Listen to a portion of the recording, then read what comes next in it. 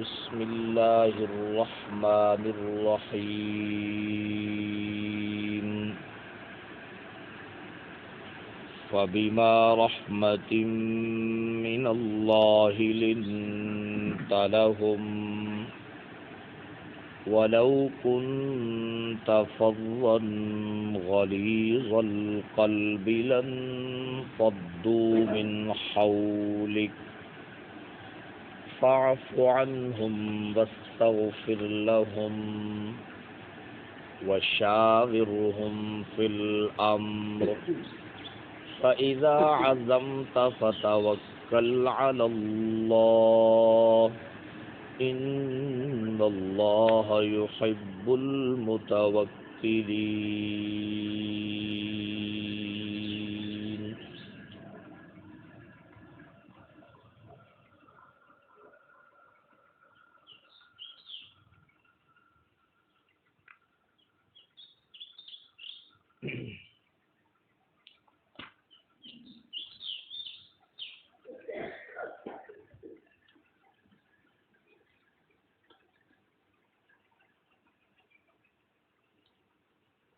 مشاورت فی الامر کے حوالے سے گفتگو کا سلسلہ چل رہا ہے.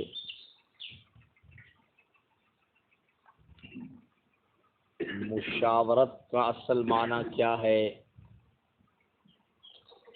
اور اس آیت مبارکہ میں امر سے مراد کون سا امر ہے، اس کے بارے میں مسلسل وضاحت ہو رہی ہے.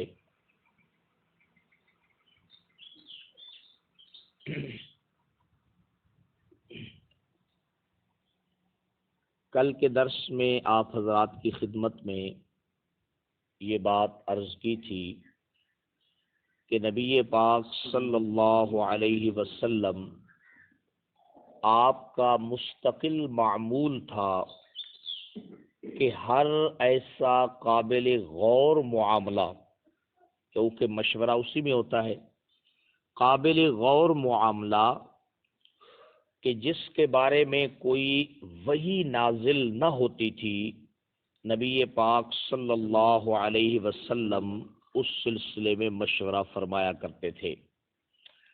اور پھر مشورے کے اندر آپ کی جو ترتیب تھی، جو سنت عمل ہے، وہ یہ نہیں تھا کہ مشورے میں اکثریت کو دیکھ کر فیصلہ کیا جاتا، بلکہ مشورے میں یہ بات تھی کہ جس معاملے میں گفتگو ہو رہی ہے اس قابل غور معاملے میں کس آدمی کی رائے بہت مناسب ہے اور بہت بہتر ہے، اسی کے اوپر فیصلہ ہوتا تھا.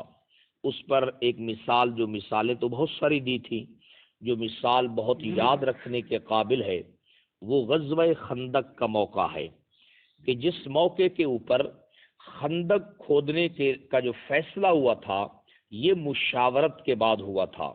اور خندق کھودنے کا فیصلہ صرف ایک صحابی نے دیا تھا، یعنی حضرت سلمان فارسی رضی اللہ تعالی عنہ نے دیا تھا.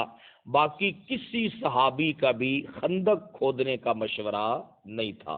تو نبی پاک صلی اللہ علیہ وسلم نے ایک آدمی کی رائے کے اوپر آپ نے فیصلہ کیا ہے بھائی خندق کے کھودنے کا فرما دیا.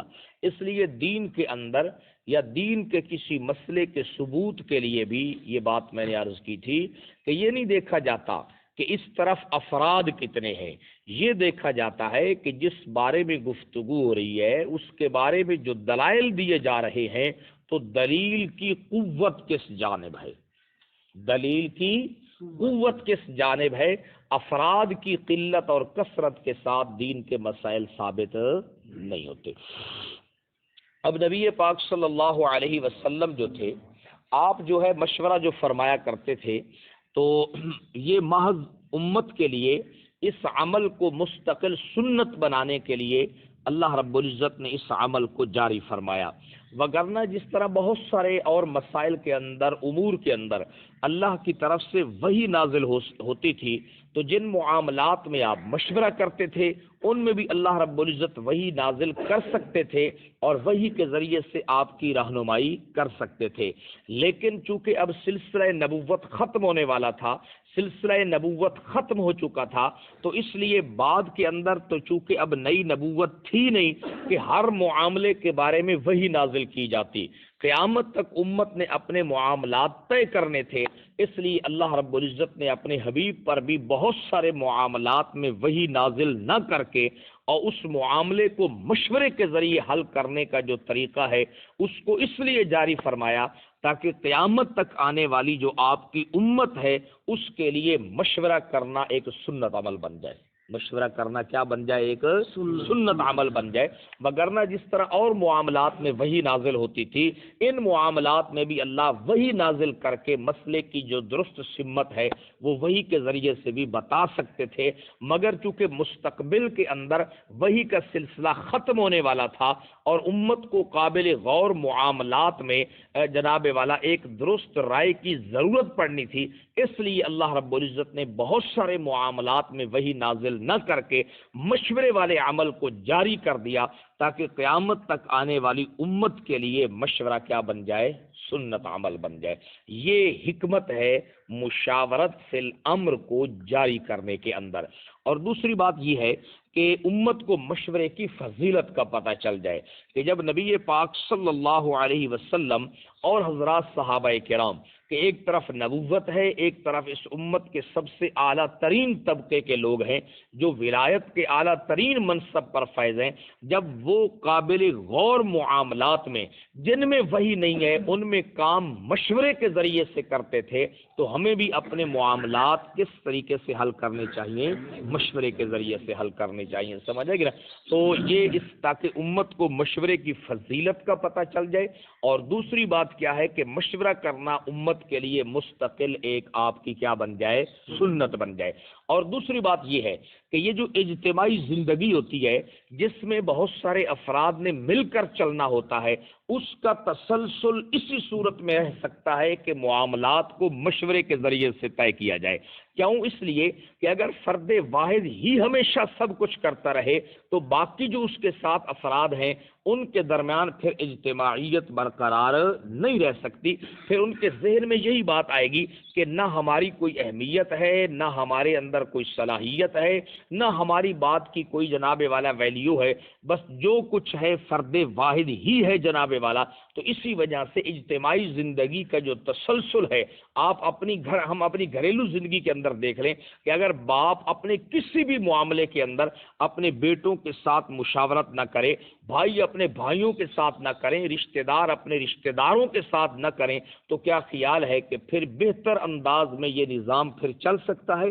گھر سے لے کر باہر تک اور برادری اور قبائل کے مسائل نہیں، اس کے اندر دوسرے لوگوں کو ان کی اہمیت کا احساس ہوتا ہے، دوسرے لوگوں کو ان کی ایک مقام کا اور ان کی بات کا اور ان کی منزلت کا احساس ہوتا ہے کہ ہماری بھی اس آدمی کی نظر میں کوئی اہمیت ہے، کوئی مقام ہے، کوئی مرتبہ ہے، جس کی وجہ سے ہمیں بھی اپنی مشاورت میں کیا کیا گیا ہے؟ شریک کیا گیا ہے۔ تو اجتماعی زندگی کے تسلسل کے لیے بھی اس عمل کا ہونا اسلامی معاشرے کے لیے کیا ہے؟ بہت ضروری ہے۔ اب یہ تو ہے مشورے کے حوالے سے تین باتیں عرض کر دیں کہ یہ مشاورت اس لیے ہے تاکہ مشاورت کی فضیلت کا امت کو پتہ چل جائے کہ جب امت کے سب سے بہترین افراد اپنے قابل غور معاملات میں جن میں وحی نازل نہیں ہوتی تھی کام مشاورت سے کرتے تھے، تو مشورہ پھر اس سے ثابت ہوا کہ بہت بڑا فضیلت والا عمل ہے۔ تاکہ دوسری بات یہ ہے کہ قیامت تک آنے والی امت کے لیے مشورہ کیا ہے؟ آپ کی سنت بن جائے۔ اور تیسری بات اجتماعی زندگی کے تسلسل کے لیے مشورے سے کام چلانا یہ کیا ہے؟ بہت زیادہ ضروری ہے۔ اب ایک اور بات ایک اور انداز میں جو مفسرین نے ذکر کی ہے وہ آپ کی خدمت میں عرض کرتا ہوں۔ دیکھیے آپ حضرات پوری آیت مبارکہ کے ایک ایک لفظ کے بارے میں کافی تفصیلات جو ہیں اور کافی ضروری باتیں جو ہیں وہ سن چکے ہیں۔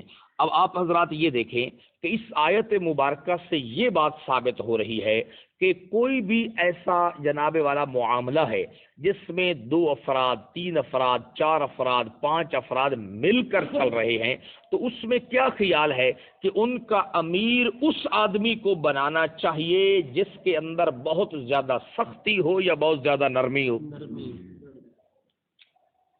کیوں جی؟ یہ قرآن مجید کا مقام کیا بتا رہا ہے؟ ساتھیوں سے کمی بیشی ہو سکتی ہے یا نہیں ہو سکتی؟ صحابہ کرام سے بھی ہوگی غزوہ احد کے موقع پر، تبھی تو اللہ فرما رہے ہیں کہ وہ آپس میں جڑے رہے، کیونکہ ان کا امیر ان کے لیے کیا تھا؟ بہت ہی نرم دل تھا. سمجھ گئے؟ اگر جماعت کا امیر کسی ایسے آدمی کو بنا دیا جائے جو فظن ہو، جو بد زبان ہو جناب والا، جو اپنی زبان کے اعتبار سے انتہائی زیادہ سخت ہو، ذرا ذرا سی بات کے اوپر تنقید، ذرا ذرا سی بات کے اوپر آڑے ہاتھوں لینا، اور اپنے دل کے اعتبار سے بھی بڑا سخت ہو کہ اس کے دل میں کسی نرمی کا کوئی پہلو ہی موجود نہ ہو، تو کیا خیال ہے کہ پھر وہ جماعت ترقی کر سکتی ہے؟ کبھی بھی ترقی نہیں کر سکتی. سمجھے گی نا؟